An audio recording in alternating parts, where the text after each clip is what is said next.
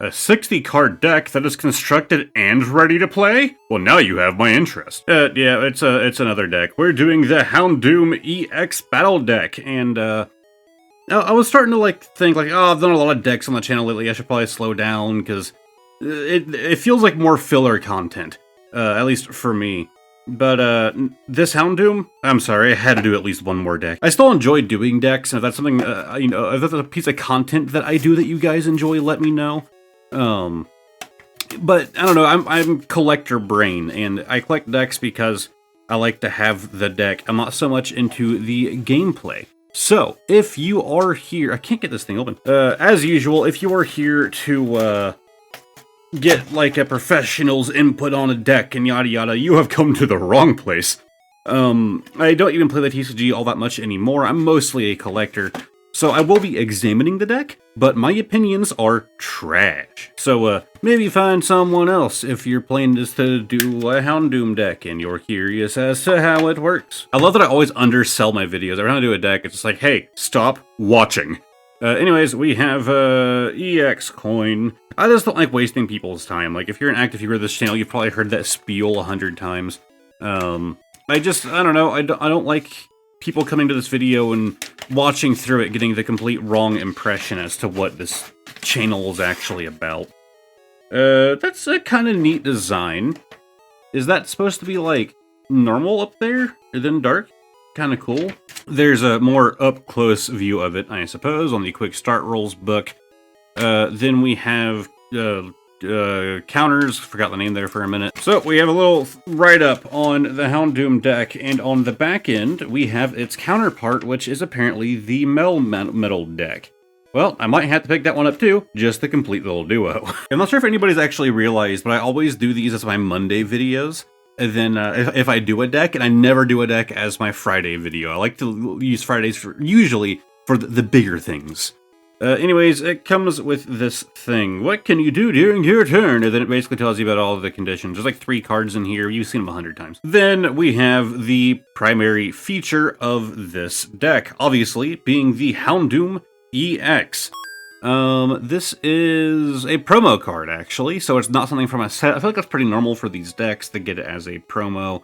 The actual attack and health and all of that probably exists elsewhere, but then the art is different here. What I found interesting is that a lot of the times these decks are usually worth less than $10, right? In the aftermarket, if your goal is to flip things, you're not going to make money off of these decks. But what's interesting is that that does set a cap for this card. So I don't know what the value is. I'll actually put it on screen. The value of this deck, which normally comes, with everything. I'm going to guess it's around $7 or so. So then you've already seen the price for this, but I'll pull it back up. This card will never, ever eclipse the value of the deck, because someone can just buy the deck and they have the card.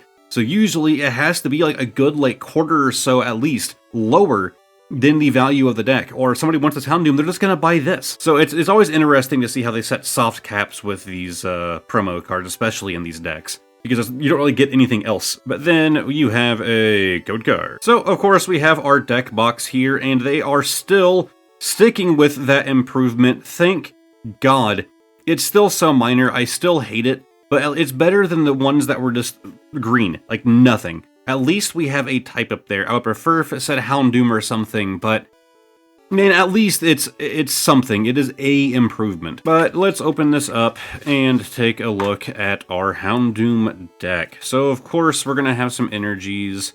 It's one of these decks where they mix the energies in throughout the whole thing, because this deck is, I guess, it's supposed to be actually ready to go. Kind of sort of pre-shuffled. This makes it harder to go through. Then we have the Great Ball. Look at the top 7 cards of your deck, reveal a Pokemon you find there, and put it in your hand. Pretty standard. Okay, so we have our Houndour. 50 health for a basic seems about normal. Coordinated pack. For each of your benched Houndour, search your deck for a basic Dark Energy card and attach it to that Houndour, then shuffle your deck. Okay. So let's say you had 2 of these on your bench. You could search for up to 2 Dark, but you couldn't assign them where you want. It would go exactly to the 2 on your bench. That's not a bad way to get things prepped. And then Focus Fangs, flip a coin. If Tails' attack does nothing, so not really the best there. Only 30 damage, it takes 2 energy, and there's a chance that it'll just fizzle out. Nimble, so we're going Grass in this deck. Sorry, I lost my train of thought there. The Nimble, and now the Houndoom. 130 health, Daring Strike. If your opponent's active Pokemon is an evolution Pokemon, this does 70 more damage. That's pretty wacky, so this scales. If you're attacking a basic, like a Nimble, you're going to take it out with that 50. But then it does an extra 70, so what is that, 120 damage if the Pokemon is an evolved one? It's literally a scaling attack. That is wacky. And then Shadow Slash, discard an energy from this Pokemon. Yeah, makes sense for 130 damage. So it'll actually do 10 more than the Daring Strike would to an evolved. Energy, we have Umbreon. Feint Attack. This attack does 50 damage to one of your opponent's Pokemon. This attack's damage isn't affected by weakness or resistance or by any effects on that Pokemon. Interesting. So a guaranteed 50 hit no matter what. And then, it also to one of their Pokemon. It doesn't specify that you can swing at the bench. But it doesn't say that you can't swing at the bench. It doesn't say active. It just said one of their Pokemon. So you could, I assume, attack the bench with this, correct? Anyways, you have the Pitch Black Blade for 140 damage. We're against some hard swingers in this. During your next turn, this Pokemon can't attack. Again, that makes sense. So you have to nerf those, like, it's a stage 1, like, it's pretty wacky. We have the Morpeko with 70 health in a Hungry Hurry. If this Pokemon has no energy attached, it has no retreat cost. Interesting, I suppose? I guess if you just have to have something in your active slot, you'd have this guy that you would just never throw energies on. So that way, if they use, I don't know what cards do it, but you can force your opponent to switch their active Pokemon. You could just keep this guy on your bench and they force you to switch your active. You just send him out, and then immediately no retreat cost back. And then Energizer Wheel. Move 2 energy from this Pokemon to one of your bench Pokemon. Okay, so that's also useful. So you could build up 2 energy, make him your active, then attack for 70. Attack for 70, then move those 2 to a different Pokemon, and then he can retreat for free. If you had a second Morpeko, you could essentially just swap him out. It's also not a bad idea. Let's see here. Eevee, Cheer Up. Attach an energy card from your hand to one of your Pokemon. Seems pretty basic. It's a free extra energy per turn. And Kick for 20 damage. Energy Sticker. Flip a coin. If heads, attach a basic energy card from your discard pile to one of your bench Pokemon. Nest Ball, of course. Nemona, draw 3 cards. Roark, draw 2 cards. Put a basic energy from your discard pile into your hand. Youngster, shuffle your hand into your deck, then draw 5 cards.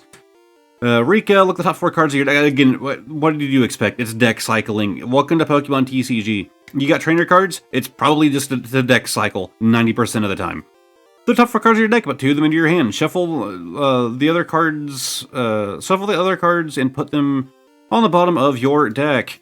Great Ball again. We have Flow Kicks, one of my favorite ones from our new games. We have Bounce for 30 damage. Switch this Pokemon with one of your benched Pokemon. Not terrible. Again, you could actually use that to bounce back and forth with, I get it, bounce, with the Morpeko, I suppose. It'd be a little harsh with the 2 energy cycle, though. And then Punishing Kick. This attack does 40 more damage for each damage counter on your opponent's active Pokemon. So, the more damage they are, is the more damage you do. Not terrible. And that is a stage 1. Yes, a Viper with 110 health, 20 damage, just straight up a Sharp Fang, and then Cross Cut. If your opponent's active Pokemon is an evolution Pokemon, it's 50 more damage. Oh wait, no, we already saw that, right? No, we didn't. Who was it that also had that sliding scale? It was the Houndoom, right? The Houndoom? Yeah, it is. So the Houndoom has a sliding scale of plus 70 if they're an evolved Pokemon. This one is also, so Viper also does a standard 50 with his, right there. Also does a standard 50, but an extra 50 if they're evolved. So it's not as good as Daring Strike, but it's still not bad to have, especially because you have to evolve to get this guy. This is basic. For the same energy cost, actually, yeah, the same energy cost, exact same. No evolution required, but 20 damage less. Not bad. I could see myself having a lot of fun with this deck. Of course, you have Potion, you have Switch, Energy Sticker again, Jack again, Nimble. We're probably down to all duplicates now, if I had to guess. That's usually how these decks go. They tend to pack in the duplicates, you know, after you've already seen everything. At least these, like, pre-shuffled decks, anyways. Yep, that's it. For a while, me and my girlfriend would actually, kind of take out our decks. I always keep these with that. We would actually go through our decks and just, both of us would just, like, pick one, and we would just battle each other, right? We're just using pre-constructed decks, not making our own. Because it's a bit more fair that way. A lot of these pre-constructed decks, at least the basic ones, you know, the play level 1 decks, they're all usually pretty similar power, and you have, you know, like 1 EX or 1 V with all of them, you know, most of the time, not always. It kind of makes it feel like a board game, you know? I really enjoyed just doing those pre-constructed deck battles. We haven't done it in quite a while, but once again, I'm really tempted with this Houndoom deck, because I really want to try this guy out. I don't think it's the kind of deck that I would actually really enjoy. I think it'd be a fun thing to mess around with a couple times, but I don't know if this is something I would actually, like, dedicate myself to personally. But now it is time for the bonus card of the day. Explanation right down there. And gonna sneak this whole thing back here. Anyways, grabbing from the back as always, they were recently shuffled, and actually, I believe, based on this sleeve, it is one of the cards I have picked up over the last, I'd say, 2 weeks or so. That doesn't really help me, though, because there are other ones with the sleeve. I don't remember exactly what I purchased. That's always the issue with, well, the upside to this thing, is that I buy so many singles anymore that I rarely remember. So, we have some lightning up there on the corner. But aside from that, there's a little dot right there as well. It's looking pretty modern. But all the whitening on one side really screams to me that this thing has been sitting in a binder. And I could be going crazy thinking that. But like just very thin line all the way across one side. Screams binder to me. I'm going to go back to 2018. And wow, I am way off. 2023. We have the Houndoom from Obsidian Flames, the illustration rare. Ironic, man, this is the second time this has happened in one of these deck videos, and it feels like it's fake. I got the Houndoom in the Houndoom EX deck. It feels staged, and I hate that. There's no way that I can prove that it's not. But the same thing happened in the Greninja video, right? I think it was a Greninja video. I'm fairly certain it's a Greninja video. Where we do a deck, and then the bonus card of the day just happens to be like the exact thing. It's not exact, it's the pre-evolution. But so close. Either way, I was a huge fan of the trainer gallery and yada yada, and so when they switched to illustration rare, I got, you know, very happy that they were going to keep it around for the foreseeable future, and so I heavily collect all of these illustration rare cards. And just wanted to have yet, Obsidian Flames is becoming less and less common to see, and so my chances of naturally pulling this were going downhill. So I decided to pick it up. But no, like, look at this, man. Out of all of these... how many cards do we have in here? 1, 2, 3, 4, 5, 6, 7, 8, 9, 10, 11, 12, 13, 14, 15, 16, 17, 18. Wow, I really need to shuffle that better. 18 cards. Like, I literally just shuffled it. Like, those two are the same sleeve, so assuming they were from the same store, and then all of that together...